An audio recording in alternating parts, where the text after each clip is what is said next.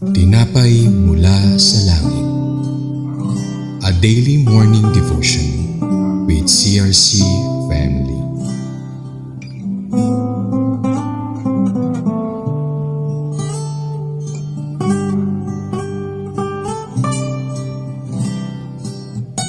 Palang umaga po sa lahat mga kapatid ko kay Kristo at sa mga nakasubaybay sa ating programa. Ako po ay inyong lingkod sa umagang ito, Brother Danilo Quezon Jr. po ng CRC Antipolo mula sa Japan. Dito sa Tinapay mula sa Langit, ang ating daily devotion sa salita ng Diyos. Tayo magsimula, samahan po ninyo ako manalangin. Panginoong Hesus, kami po ay nagpapasalamat sa panibagong umagang pinagkaloob mo sa amin. Dalangin po namin na kami po ay samahan ng inyong banal na espiritu sa aming devotion ngayong araw na ito. Naway tumimo sa aming puso at aming maispamuhay. Give us with the spirit of understanding and wisdom. In Jesus' name we pray, Amen. Ang title ng ating pag-aaralan ngayon ay The Danger of Pride in the Blessed Life. Ating pong basahin ang mensahe ng ating Panginoon na matatagpuan sa Deuteronomy 8:11-17. 11. Ingatan ninyong huwag makalimutan ang Panginoon na inyong Diyos at huwag ninyong susuwayin ang kanyang mga utos at mga tuntunin na ibinigay ko sa inyo sa araw na ito. 12. Kapag nakakain na kayo at nangabusog at kapag nakapagtayo na kayo ng maayos na tirahan. 13. At dumami na ang inyong mga hayop, pilak, ginto at mga ari-arian. 14. Siguraduhin ninyong hindi kayo magyayabang at lilimot sa Panginoon na inyong Diyos na naglabas sa inyo sa Ehipto kung saan kayo inalipin. 15. Ginabayan niya kayo sa malawak na nakakatakot na disyerto na may mga kamandag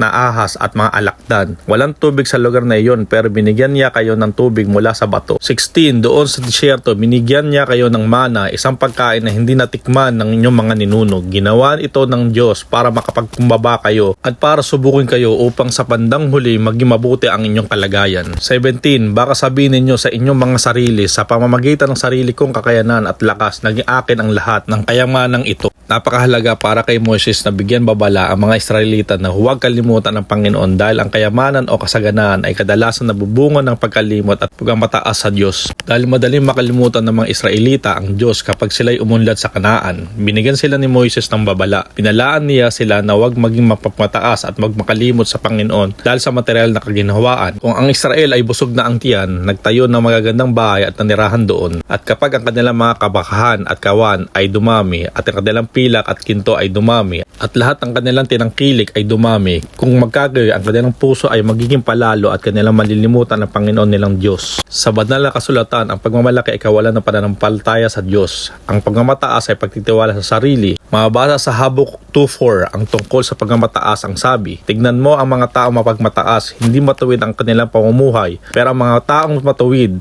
ay mabubuhay dahil sa kanyang pananampalataya. Binabalaan ni Moises ang Israel na ang material na kaaliwan ay mahahantong sa pagkamataas at pagkalimot sa Diyos kung hindi sila iiwas dito. Ang mga material na ari-arian at pisikal na kaginhawaan ay madaling humantong sa pagpugay sa sarili na humahantong naman sa pagkamataas at pagkalimot sa Panginoon. Ang paglimot sa Panginoon ay pagkalimot sa kanyang pagkakipagtipan kaya hindi sa kanyang makapangyarihang mga gawa. Katulad na lang sa pagtubos ng Diyos sa kanyang bayan mula sa pagkaalipin sa Ehipto. Kaya naman sinabi ni Moises sa bayan ng Diyos na huwag kalimutan ang Panginoon nilang Diyos na naglabas sa kanila sa lupain ng Ehipto sa pagkakaalipin. Ang Israel ay inalipin at inapin ng humigit kumulang 400 taon at ang Diyos ang kanilang tagapagpalaya. Ang Diyos ang tumubos sa mga Israelita mula sa pagkaalipin kay Paraon. Mahalagang alalahanin nila ang kanyang mga kapangyarihang mga gawa pamagitan ng pagpupuri sa kanya. Makakatulong ito upang maiwasan ang kanilang pagmamalaki. Tapos tubusin ang mga Israelita mula sa pagkaalipin sa Ehipto, hindi sila pinabayaan ng Diyos. Pinapaalala ni Moises sa mga tao na ang kanilang kakayanang gumawa ng kayamanan ay mula sa Diyos at dapat sila manatiling mapagkumbaba at mapasalamat sa kanyang mga pagpapala. Ang priority ng Diyos para sa atin ay hindi ang ating material na kaginhawaan kundi ang ating espiritual na kagalingan. Upang magkaroon ng espiritual na kagalingan, kailangan natin matutong umasa sa Diyos na ating maaasahan at hindi sa ating sarili. Maaari nating asahan na dadalhin ng Diyos ang mga mahal niya sa isang ilang kung saan ang lahat ng ating pinagkakatiwalaan ay aalisin doon.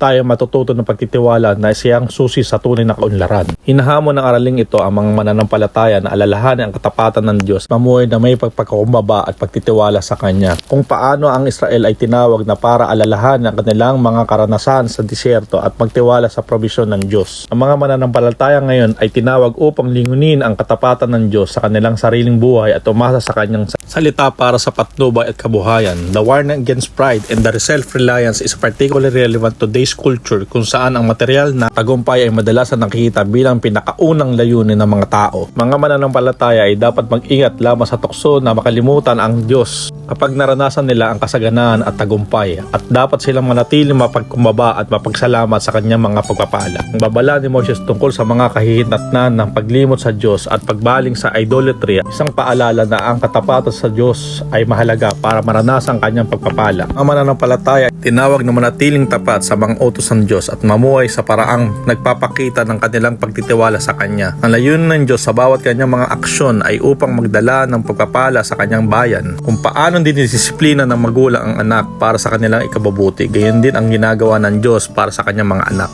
Tayo po ay manalangin. Aming Diyos, salamat po na binigay ninyo ang inyong buktong na anak na si Jesucristo upang kami po ay tubusin sa tiyak na kamatayan dahil sa kasalanan. Salamat Lord sa iyong dakilang pag-ibig sa amin.